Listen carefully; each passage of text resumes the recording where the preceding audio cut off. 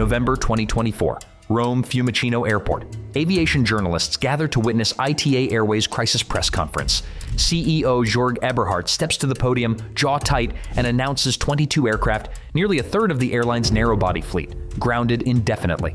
The numbers flash on screens behind him: 150 million euros in projected damages, 82,000 euros bleeding from the company's accounts every single day. This wasn't just another maintenance issue. This was the geared turbofan crisis, the contaminated powder metal scandal that Pratt and Whitney hoped would stay buried in technical reports. ITA Airways, Italy's phoenix rising from Alitalia's ashes, had bet everything on modernization. The A220s, the A320neos, the A321neos. All powered by Pratt and Whitney's revolutionary GTF engines, machines promised to deliver 16% fuel savings and 75% noise reduction. Instead, microscopic cracks were forming in high-pressure turbine discs. Engines that should have run for decades required 300-day overhauls. Aircraft that represented the future sat idle in Naples, gathering dust. This wasn't just technical failure. This was the existential crisis that would force ITA Airways to its knees, push it into Lufthansa's arms, and prove that in modern aviation, a single supplier's flaw could obliterate an entire airline's future. Inciting conflict. For 75 years, Alitalia had been Italy's flag carrier. Elegant, storied, bleeding cash like a severed artery. From 1999 onward, the airline hemorrhaged losses. The Italian government poured in 10 billion euros between 2008 and 2020. Private investors tried and failed. Etihad Airways bought in, then walked away. Air France-KLM took a minority stake, then watched helplessly.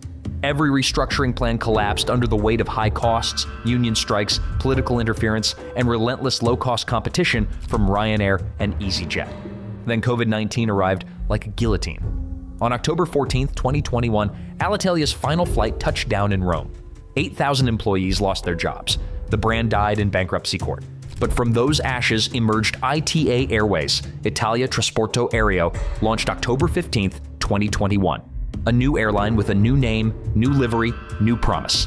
The Italian government created it as a clean break, a phoenix strategy designed to avoid Alitalia's toxic legacy. Only 2,800 employees transferred. Only 52 aircraft initially. The plan was surgical: modernize the fleet, slash costs, compete efficiently. Enter the hero, the Airbus A320neo family and the A220, powered exclusively by Pratt and Whitney GTF engines. ITA Airways CEO Fabio Lazzarini and later Jörg Eberhardt watched competitors adopt these revolutionary turbofans and asked, what if we bet our entire narrow-body modernization on this technology? Traditional engines were the CFM56s and IAEV 2500s, reliable workhorses but dinosaurs in efficiency. Then the GTF arrives like the dawn of the jet age, revolutionary, efficient, game-changing. Airlines worldwide were ordering them by the hundreds. The struggle. Pratt and Whitney engineers, many from the legendary lineage that produced the JT9D and PW4000, had been pursuing geared turbofan philosophy since the late 1990s. The concept was elegant. Insert a reduction gearbox between the fan and the low-pressure spool, allowing each component to spin at its optimal speed. Conventional turbofans forced everything to rotate together, a compromise that sacrificed efficiency. The technical ancestor was the PW8000, an experimental demonstrator that essentially disappeared after years of struggle. Then came the Advanced Technology Fan Integrator project in 2001, using a PW308 core with a new gearbox and single-stage fan. Test results were impressive in theory, but revealed fundamental challenges. Early test pilots described the prototypes like flying an aircraft with experimental technology that nobody fully understood yet. The gearbox, measuring less than a foot across but transmitting over 30,000 horsepower, operated at temperatures and pressures that pushed material science to its limits.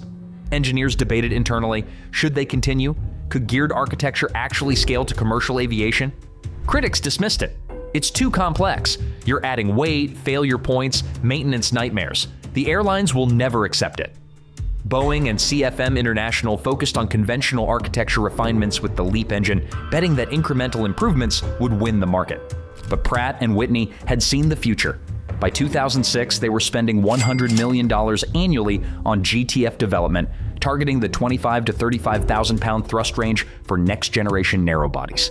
By 2008, the program officially launched as the PW1000G, branded as Pure Power. Pattern interrupt. In July 2008, the GTF flew for the first time on Pratt & Whitney's Boeing 747 SP testbed. Then came certification testing on an Airbus A340-600. Bombardier's C Series, later the Airbus A220, became the launch platform in 2013. The PW1500G variant entered service in 2016. Airlines watched. Lufthansa took delivery of the first A320neo with PW110G engines in January 2016. The promise was real: fuel savings, range extension, operating cost reductions. Orders flooded in. Pratt & Whitney had spent $10 billion developing the GTF family. Now, it was time for the payoff. But even then, cracks were forming. The breakthrough. The decision was revolutionary: abandon conventional turbofan architecture entirely. Pratt & Whitney's engineers, working with Germany's MTU Aero engines, which held an 18% stake in the program, designed a reduction gearbox with a 3-to-1 gear ratio. This single component changed everything. Engineering philosophy explicit. The team valued thermodynamic efficiency and propulsive efficiency above all. The gearbox allowed the fan to rotate at 1/3 the speed of the low-pressure turbine, creating a larger fan with lower fan pressure ratio, a bypass ratio between 9-to-1 and 12-to-1 depending on variant. This meant more thrust from cold air, less from hot exhaust, dramatically improving fuel efficiency. The PW1100GJM variant for the A320neo family became the crown jewel. 2 spools instead of 3. 45% fewer airfoils than conventional engines. 6 fewer stages overall. Lighter, simpler, more efficient. The high-speed, low-pressure turbine designed by MTU achieved unprecedented efficiency ratings, spinning faster than previous generations while maintaining structural integrity. Prototype tests revealed the truth. Pilots reported a distinctive sound, not the howl of traditional turbofans, but a deeper, more refined tone. On approach at low power, some early engines emitted what became known as the whale tone, a strange harmonic that people on the ground described as otherworldly. Pratt & Whitney later identified it as a low-power transient combustor tone, something that occurred at idle thrust. Test pilot, quote, "It felt like flying with a whisper instead of a roar, power on demand, but without the violence." The fuel savings were real. Gate to gate, the GTF burned 16% less fuel than the best current engines. On new generation airframes like the A320neo, the total savings exceeded 20%. CO2 emissions dropped proportionally. NOx emissions fell by 50% below CAEP/6 standards. The noise footprint shrank by 75%, 20 decibels below the strictest regulations. But here's where the Hooker-Lied moment arrives, metaphorically. Industry insiders remember a variation of this aviation legend, promises made during development that reality couldn't sustain. Between 2015 and 2021, Pratt & Whitney manufactured high-pressure turbine and compressor discs using powdered metal from suppliers that later proved contaminated. Microscopic impurities in the metal matrix created the potential for cracking under thermal and mechanical stress. Nobody knew, not initially. The engines entered service worldwide. Airlines celebrated. ITA Airways signed its order. 26 A220s, 19 A320neos, 7 A321neos. All GTF powered, the future looked bright. The promise delivered. The Pratt & Whitney GTF became aviation's efficiency revolution. From 2016 to 2023, over 1,400 GTF-powered aircraft entered service with 64 operators globally. The engine saved 1 billion gallons of fuel and 10 million metric tons of CO2 emissions. Airlines opened new routes impossible with previous generation engines. The A220 democratized regional connectivity. The A320neo family became the best-selling single-aisle aircraft in history. For ITA Airways, the GTF meant survival. The airline's business plan depended on fuel efficiency to compete against low-cost carriers dominating Europe. The A220-100 and A220-300 replaced aging regional jets, allowing ITA to serve secondary Italian cities economically. The A320neo and A321neo replaced fuel-thirsty A320ceos on short and medium-haul routes to Europe, North Africa, and the Middle East. Performance statistics told the story. ITA's A220s operated feeder routes into Rome Fiumicino with operating costs 30% lower than previous aircraft. The A321neos flew to Dubai, Riyadh, Jeddah, Cairo, destinations requiring range and efficiency that older narrow bodies couldn't match economically.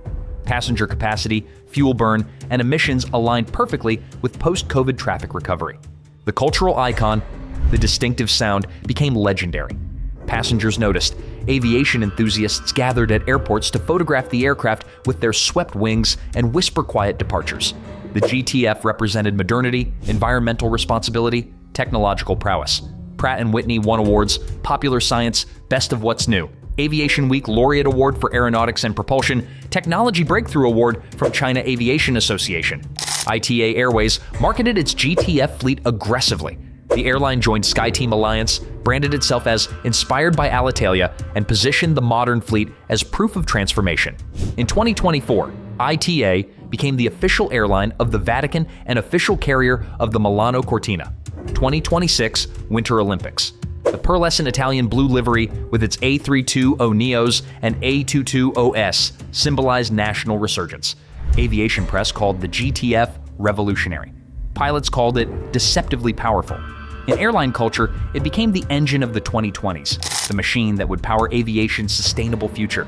Environmental groups praised the emissions reductions.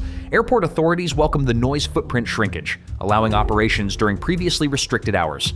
By mid-2023, ITA Airways operated 52 GTF-powered aircraft, nearly two-thirds of its narrow-body fleet. Everything depended on these engines running reliably. The expansion.